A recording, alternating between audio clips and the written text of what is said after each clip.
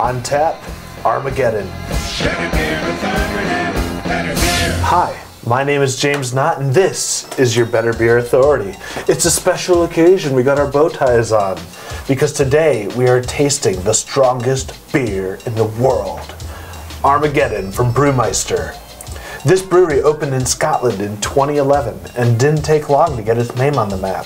Armageddon is 65% ABV. How did they get the alcohol that high?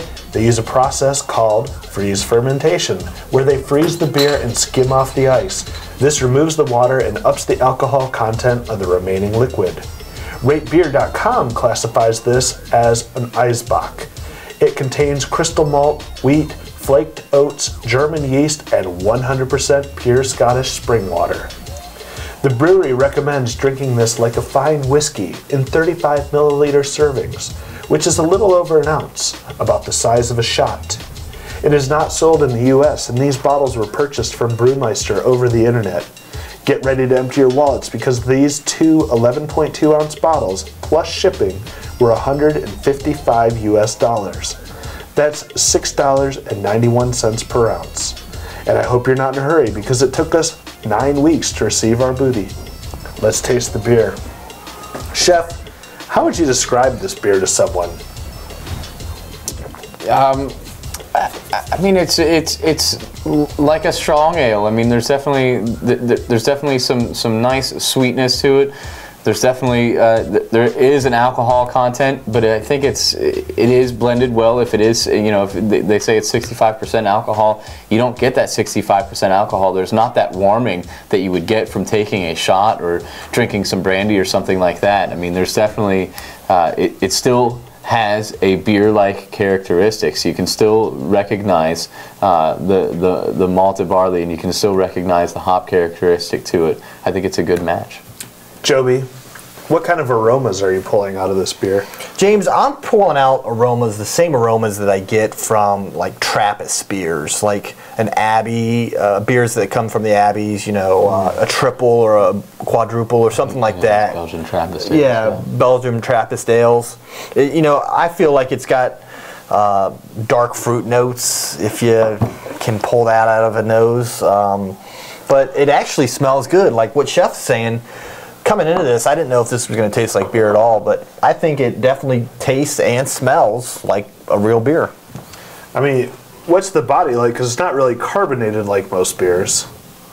No, it's almost like a flat beer that's been left outside in the winter and open overnight, and you decide on a cold winter morning, on a Saturday morning after your nice Friday night out, you're going to go ahead and drink that beer that you left open all night.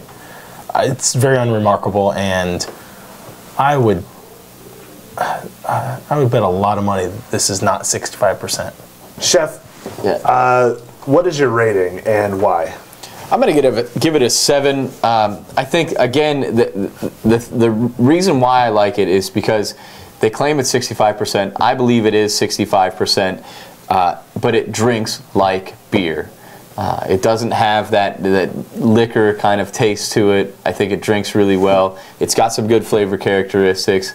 I think I would, if I had the opportunity and was willing to shell out all that sort of money, I think I would go ahead and get it again, just for that, again, that nostalgia reason. I mean, you know, have a couple of ounces. I think it'd be really, really cool to do.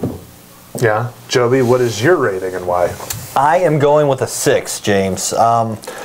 The good of this beer for me, like Chef was saying, it tastes like beer. It's easy to drink. I was actually a little nervous coming into this. Didn't know what to expect with this beer. Thought it might be like hard to drink, like really, really boozy, like you're taking a shot or something. But really, really smooth and really easy to drink. So that's great. But you know, the price point and the 65% ABV is just, you know, a turnoff. It's a novelty beer. No one's going to have this case of this in their fridge. So. It's just not economical. So maybe Bill Gates. Well, maybe Bill Gates if he likes beer. If he likes beer. But you know, for that reason, those two, that price point and the ABV, it drops to a 6 for me. Okay, Scott. I give it a 6 as well. I mean, again, unremarkable, and I disagree with Chef. I find it very hard to believe that this is 65%.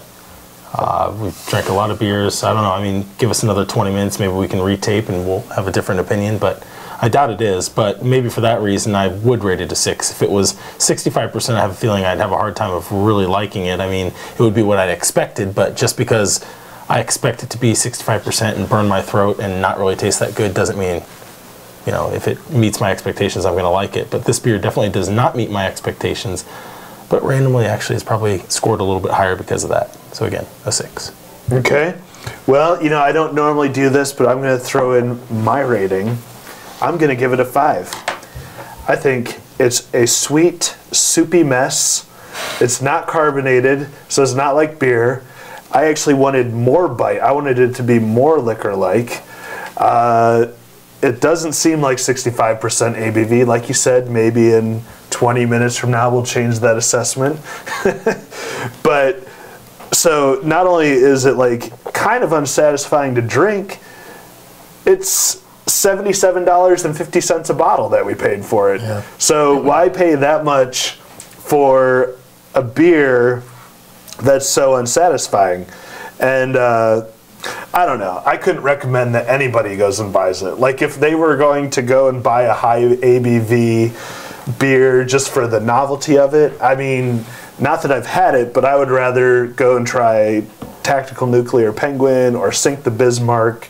I mean, those are no longer the highest ABV beers anymore, but I mean, I don't know. I think this one is one you could sit out on. Chef, do you believe this is a 65% ABV beer? I mean, could it have masked the alcohol that well? I think. I mean, there is that chance that. I mean, we didn't do any sort of tests on the alcohol portion of it. I mean, I've had my glass. I have a buzz on it, and I've only had one other beer since I've been here. So I mean, you know, for me to have 2 beers, or even if this is a 12% beer, I only drank 2 ounces of this. I mean, I have a little bit of a buzz. I'm definitely noticing that there is alcohol in it. I don't know if it's exactly 65%, but I guarantee that this is, you know, it's higher than 20%. Do you think, Joby, hardcore beer nerds are going to give this a good rating just because they paid so much money for it? I think they will. I think the hype of this beer, the novelty-ness of it, and the price point, you know, it's probably going to get a higher rating than, you know, what it actually is. As Chef was saying, I think it'd be interesting to see what this beer would taste like without shaving off. You know, what if they just brewed it normal and you know, what kind of ABV it would come in without the freezing fermentation. I don't know. Scott, are you happy you went through this experience? No, I think it was cool to try, but I'm disappointed in the beer. I mean, I can't say that I'm not. I'm disappointed that I thought it would have more bite, more character. It's really, again, it has characteristics of a beer, but it's kind of flattened. It doesn't have what I expected. So I guess expectations were definitely not met. And maybe, you know, maybe their website didn't set expectations correctly, because from everything I read, I thought that I was going to get a beer that had some bite to it, that you would taste the alcohol, but I mean, so on the website, I thought the brewer said, well, there's going to be more flavor to it than you would expect. Exactly. So were they right? I don't think so. I mean, it was a muted for... I disagree. I mean, that's the whole reason why I gave it a 7, is because there is actual flavor rather than just that liquor taste. Right. There's no alcohol. There's next to no alcohol. There's syrup. All I taste is syrup, but I don't count that as flavor. But you get some sweetness to it. I count it as sweet. That's it. It only tastes sweet, so I'm not counting it as a flavor. It's not burning and it's not alcoholic. It's a very flat profile. It's sweet. That's it. There's nothing else. You still get the breadiness, you still get the sweetness from it. The only thing is that it's 65%, or they're claiming that it's 65%. Imagine for them to be able to sell it now. We don't know. You would think legally they would have to, but they're not selling it in the United States. Legally in the United States, they do have to. If they were to sell it, they do have to disclose the information. It has to be accurate. I mean, maybe it's just masked well. I mean, who are we to say it's not 65%? Right. Joby, are you glad you went through this experience? I mean, I am, but again, like these guys are saying, there's nothing that stands out on this beer. It's flat. I'm not flat, but it's just a even keel beer. You know, we were talking with the crew earlier. There's a lot of other beers out there that you could get a lot more bang for your buck, that I would go any day of the week over this beer. So I'm glad I did it, just because I can say I've tasted, quote unquote, the strongest beer in the world. but you know, is there something that I'm going to write about tomorrow that is memorable about this beer? No. Chef, does this beer deserve hype? You know, I think in the sense that it's probably not for just beer drinkers. It's for the guys that spend. I mean, I have a friend too much money. and I have a friend, and you guys all know my friend Tom that has too much money, and he spends thousands of dollars on bottles of brandy or bottles of cognac. You know, he emailed me and said, "Hey, I heard this beer came out last year, and you know, I heard it's $80 a bottle. I was thinking we could get a couple of bottles." And I mean that's how he is. He's an eccentric guy, and he likes to have the finer things in life and everything. And I think, you know, maybe it doesn't meet that $80 price tag.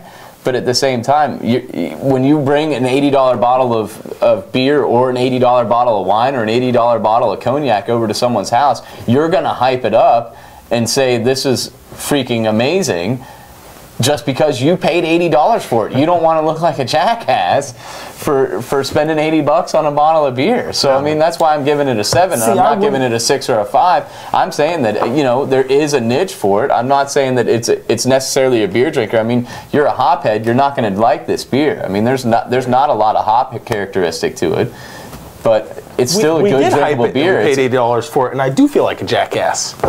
All right. Well, what we did is something different. We had 9 guys here tonight.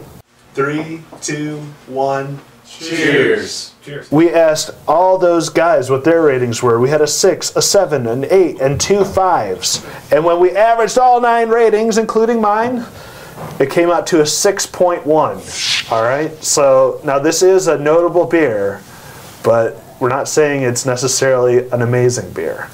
So keep that in mind when you shell out the big bucks. I'm James Knott, and this is your Better Beer Authority. Better Beer Authority.